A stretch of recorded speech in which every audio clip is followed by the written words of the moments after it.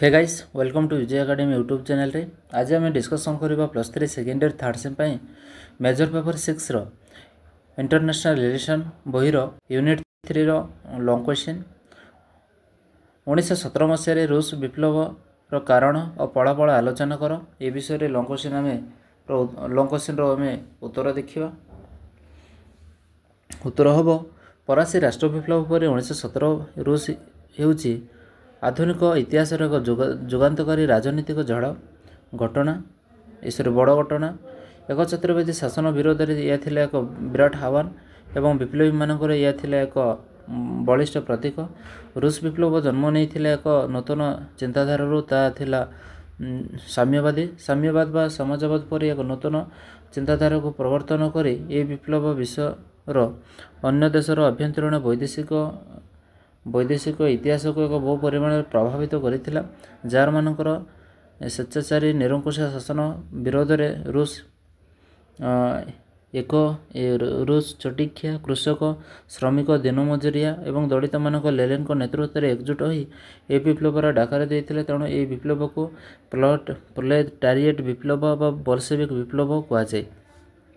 ये विप्लव पर विभिन्न कारण गुड़िक दायी निम्न आलोचना है बा निम्न आलोचित है। प्रथम कारण होची जार मानकर स्वेच्छाचारी शासन रोमान राजवंशर प्रतिनिधि माने जार बा सम्राट नाम रूस शासन दायित्व थिले शासन दायित्व थिले से थिले रूसियार एकछत्रवादी एवं कुशासनर मूर्तमंत प्रतीक। केवल तार द्वितीय अलेक्जेंडर को शासन काल में रूस किसी उन्नतिमूलक कार्य करा जायथिला। मात्र तांको परे द्वितीय अलेक्जेंडर एबार तृतीय अलेक्जेंडर और जार द्वितीय निकोलास स्वेच्छाचारी हो पड़े।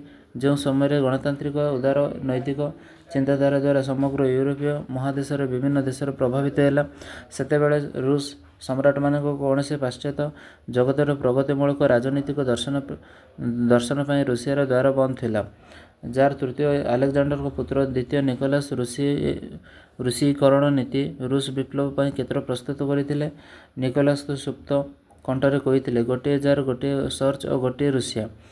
यही नीति अनुसार केवल तांकरी शासन केवल रक्षणशील कैथोलिक धर्म केवल रूस भाषा ही समग्र रूसिया प्रचलित होता। जारंकर यही रूसीकरण नीतिर समस्ते व्यतीत हो पड़ते और असंतोषर वातावरण सृष्टि असंतोषर वातावरण समग्र रूसिया छाईगला। द्वितीय निकोलास तांको राणी जालिना नागपाशरे यहपरी भाव में चंदी होगले जे से राणी थिले सबु क्षमतार केन्द्रबिंदु राजा थिले केवल नामक मात्र। राणी निज साइबेरियार भंड सन्यासी रास्पुटिन बहु छाया तले रही थे। रास्पुटिन को राणी एपरी भाव में विमोहित कर से हेले शासन क्षेत्र में सर्वेसर्वा राजा हेले गौण। रास्पुटिन को इंगितर समग्र इंगितर समस्त प्रकार अपकर्म चलला। फल साधारण जनता राणी और रास्पुटिन को ऊपर क्रोधान्वित हेले। जार तंत्री उच्छेद से बद्धपरिकर हेले। द्वितीय पॉइंट हूँ साधारण जनता शोचनीय अवस्था। पेरिस फरासी विप्लव पूर्व फ्रांस सामाजिक अवस्था जहाँ थिला विप्लव पूर्व रूसियार सामाजिक अवस्था से हीपरी थिला। रूसिया समाज मुख्यतः दुईटी श्रेणी विभक्त होते। गोटे थिला विभवशाली अन्यटी है सर्वहारा। सामंत और पुंजीपति माने प्रथम श्रेणी थिला बेले कृषि भृत श्रमिक खटिकिया प्रभृति द्वितीय श्रेणी थिले कृषिभृत कृषक श्रमिक दलित अवहेलित कारखाना श्रमिक मानकर अवस्था अति शोचनीय थिला। सकाळु संध्या पर्यंत काम करी मध्य सेमानक अवस्थार उन्नति सेहीपरि उन्नति परिलक्षित आसी नथिला। सेमानक व्यतीत साधारण प्रजा माने मध्य अनुन्नत थिले। अभाव सांगक सरकार को स्वेच्छाचार सेमानक अतिष्ठ कर देइथिला। घर दारिद्र्य मध्य सेमाने काल काटुतिले। जनसाधारण अवस्था प्रति जार मानकर दृष्टि नथिला कारण जार शासन में प्रजा प्रति सहानुभूति एवं दयार स्थान नथिला। 3 नंबर पॉइंट हूँ लेखक और दार्शनिक मानकर भूमिका।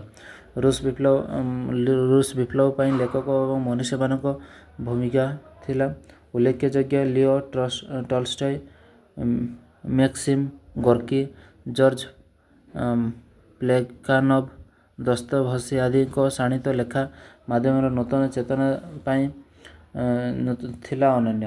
ତାଙ୍କର ଆଦର୍ଶରେ ଥିଲା ସମାଜବାଦ। ସେ କହିଥିଲେ ଦେଶର ଜମି, ଖଣି, କଳକାରଖାନା ଆଦି ଉତ୍ପାଦନ କରୁଥିବା ସମ୍ପଦ ଗୁଡ଼ିକର ମାଲିକ ହେଉଛନ୍ତି ସମାଜ, ତାର ଜନତା ଅର୍ଥାତ୍ ଜନତା, ମାତ୍ର ପୁଞ୍ଜିପତି ନୁହନ୍ତି। କାର୍ଲ ମାର୍କ୍ସ କମ୍ୟୁନିଷ୍ଟ ମାନିଫେଷ୍ଟୋ ନାମରେ ଏକ ଯୁଗାନ୍ତକାରୀ ପୁସ୍ତକ ରଚନା କରି ସେଥିରେ ସେ ଲେଖିଥିଲେ କମ୍ୟୁନିଷ୍ଟ ବିପ୍ଳବର ଭିତ୍ତିଭୂମି ଶାସନ ଗୋଷ୍ଠୀ ଆତ୍ମହରା ହୋଇଯାଆନ୍ତୁ। ପ୍ରୋଲେଟାରିଏଟ୍ ମାନେ ଗୋଟିଏ ବିଜୟ କରିପାରିବେ। ସବୁ ଦେଶର ଶ୍ରମିକମାନେ ଏକଜୁଟ ହୁଅନ୍ତୁ। ତାଙ୍କର ଏହି ବିପ୍ଳବ ଲେଖା ରୁଷବାସୀଙ୍କ ମନରେ ଗଭୀର ଭାବରେ ରେଖାପାତ କରିଥିଲା। ତେଣୁ ସେମାନେ ରୁଷର ଅତ୍ୟାଚାରୀ ଶାସନର ବିଲୋପ କରିବା ପାଇଁ ବଦ୍ଧପରିକର ହୋଇଥିଲେ। 4 ନମ୍ବର ପଏଣ୍ଟ ହେଉଛି ରୁଷିଆ ଓ ଜାପାନର ଯୁଦ୍ଧ। 1904 ଜାପାନ ଯୁଦ୍ଧରେ ରୁଷିଆ ଶୋଚନୀୟ ଭାବେ ପରାସ୍ତ ହୋଇଥିଲା। ରୁଷିଆ ଜାପାନ ଯୁଦ୍ଧରେ ରାଜତନ୍ତ୍ରର ଦୁର୍ବଳତାକୁ ପଦାର୍ପଣ ପକାଇ ଦେଇଥିଲା। ଯୁଦ୍ଧ ରୁଷିଆ ପରାଜୟ ହେଲା ପରେ ଯାର ଦମ୍ଭ ଭାଙ୍ଗି ପଡ଼ିଲା। ସେହିପରି ପ୍ରଥମ ବିଶ୍ୱଯୁଦ୍ଧ ସମୟରେ ରୁଷିଆର ସୈନ୍ୟମାନେ ଜର୍ମାନଠାରୁ ପରାଜୟ ବରଣ କରିଥିଲେ। ଏହିସବୁ ଯୁଦ୍ଧ ଯାର ରାଜତନ୍ତ୍ରକୁ ବିଲୋପ କରିବା ପାଇଁ ଜନସଚେତନତା ବୃଦ୍ଧି କରିଥିଲେ। 5 ନମ୍ବର ହେଉଛି ରକ୍ତାକ୍ତ ରବିବାର, ବ୍ଲଡି ସଣ୍ଡେ। ଯାର ଶାସନର ଅତିଷ୍ଠ ହୋଇ ପଡ଼ିଥିବା ରୁଷର ଶ୍ରମିକମାନେ 22 ଜାନୁଆରୀ ରବିବାର 1905ରେ ଜାରଙ୍କ ଆଗରେ ସେମାନଙ୍କର ପ୍ରତିବାଦ ସ୍ୱର ଉତ୍ତୋଳନ କରିବା ପାଇଁ ଠିକ୍ କଲେ। ହଜାର ହଜାର ଶ୍ରମିକ ଜାର୍ ସେଣ୍ଟ ପିଟର୍ସବର୍ଗ ରାଜପ୍ରାସାଦ ଆଗରେ ସମବେତ ହୋଇଥିଲେ। ମାତ୍ର ଜାର୍ ସେମାନଙ୍କ ଆବେଦନ ଶୁଣିବା ପରିବର୍ତ୍ତେ ସୈନ୍ୟମାନଙ୍କ ସହାୟତାରେ ସେମାନଙ୍କ ଉପରେ ଗୁଳି ଚାଳନା କରିବାକୁ ନିର୍ଦ୍ଦେଶ ଦେଇଥିଲେ। ଫଳରେ ଶହ ଶହ ନିରୀହ ନରନାରୀ ନିହତ ହେଲେ ଏବଂ ହଜାର ହଜାର ନରନାରୀ ଆହତ ହେଲେ। ତାହାକୁ ରୁଷିଆ ଇତିହାସରେ ରକ୍ତାକ୍ତ ରବିବାର ନାମରେ ଅଭିହିତ କରାଯାଏ। ଏହି ହତ୍ୟାକାଣ୍ଡରେ ସମ୍ବାଦ ତ୍ୱରିତ ବେଗରେ ବ୍ୟାପିଗଲା। ଏହାର ପ୍ରତିବାଦରେ ଦେଶରେ ହରତାଳ ପାଳିତ ହେଲା। 6 ନମ୍ବର ପଏଣ୍ଟ ହେଉଛି ଲେନିନ୍ଙ୍କ ଭୂମିକା। ରୁଷ ବିପ୍ଳବର ନେତୃତ୍ୱ ନେଲା ପରେ ଲେନିନ୍, ତାଙ୍କର ପୁରା ନାମ ଥିଲା ଭ୍ଲାଦିମିର୍ ଇଲିଚ୍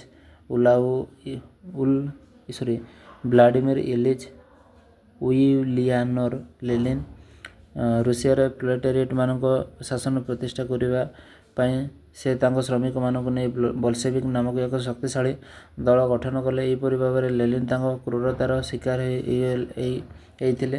ସେ କିଛି କାଳ ଜେଲରେ ଅତିବାହିତ ହୋଇଥିଲେ। ସେ କିଛି ଦିନ ପର୍ଯ୍ୟନ୍ତ ସୁଇଜରଲ୍ୟାଣ୍ଡରେ ଅବସ୍ଥାନ କରିଥିଲେ।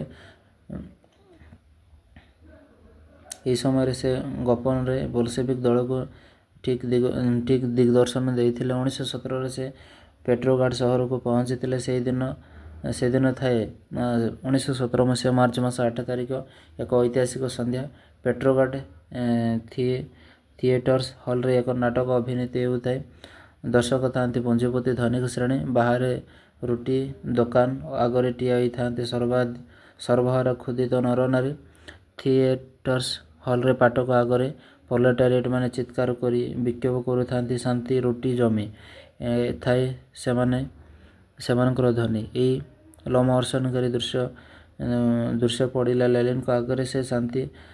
ସେ ଚିନ୍ତା କଲେ, ଏହା ହେଉଛି ବିପ୍ଳବ ପାଇଁ ପ୍ରକୃଷ୍ଟ ସମୟ। ସେହିଠାରୁ ହିଁ ଆରମ୍ଭ ହୋଇଥିଲା ରୁଷ ବିପ୍ଳବ। ରୁଷ ବିପ୍ଳବ ସୈନ୍ୟମାନେ ନେତାଙ୍କ ସହିତ ହାତ ମିଳାଇଥିଲେ। ବିପ୍ଳବୀମୁଖୀ ଜନତା ରାଜପ୍ରାସାଦ ଆଡ଼କୁ ମୁହାଁଇଥିଲେ।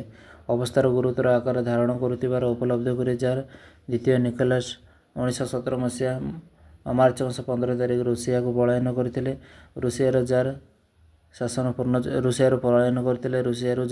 ପୂର୍ଣ୍ଣଚ୍ଛେଦ ପଡ଼ିଲା। ଏହାପରେ କେରେନ୍ସ୍କି ନେତୃତ୍ୱରେ ଏକ ଅସ୍ଥାୟୀ ସରକାର ଗଠିତ ହୋଇଥିଲା। ମାତ୍ର ଏହା ବେଶୀଦିନ ତିଷ୍ଠି ରହିପାରିନଥିଲା। ଶେଷରେ ଲେନିନ୍ଙ୍କ ନେତୃତ୍ୱରେ ଜୋସେଫ୍ ଷ୍ଟାଲିନ୍ଙ୍କୁ ସହାୟତା ପ୍ରଦାନ କରିଥିଲେ। ଏହା ଥିଲା ଲଙ୍ଗ୍ କୋଶ୍ଚିନ୍। ପରବର୍ତ୍ତୀ ସମୟରେ ଆମେ 4th ୟୁନିଟ୍ର ଲଙ୍ଗ୍ କୋଶ୍ଚିନ୍ ଡିସ୍କସନ୍ କରିବା। ରହିଲି, ଧନ୍ୟବାଦ।